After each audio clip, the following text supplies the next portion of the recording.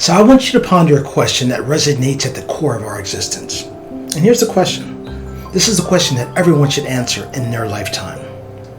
Are you fated or are you destined? To be fated, it means you give up control to someone or to something, with the end result being death. Remember, fate is from the Latin form fatal, which means there can be no other end.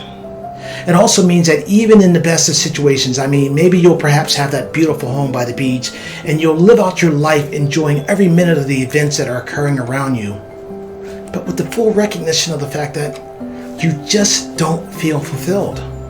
Who knows? Maybe when you were young, that you just knew that you were born for something big, something consequential.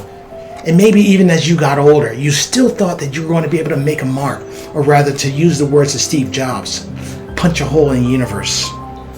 Maybe next lifetime. Or maybe you said destined.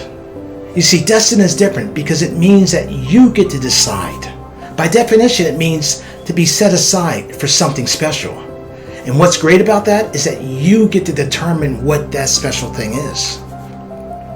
If you're a Gen X or you're a millennial, then you'll probably remember the quote from Cameron from Ferris Bueller's Day Off, when he made his proclamation after pushing his father's Ferrari off the side of the house. And he was terrified, you remember. His father was going to kill him, but it even forced him into a position where he could no longer accept the norm. His fears of wanting and needing something more were overriding. And that's when he finally took that stand and he said, I'm going to make a stand. I'm going to make a change in my life. I refuse to stand by while the events that affect me unfold to determine the course of my life. I'm going to make a stand. And it was at that point that he took the first steps from being fated and simply moving through life to being destined for something bigger than was previously possible.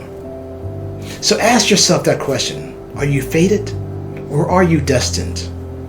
It's all about a mindset.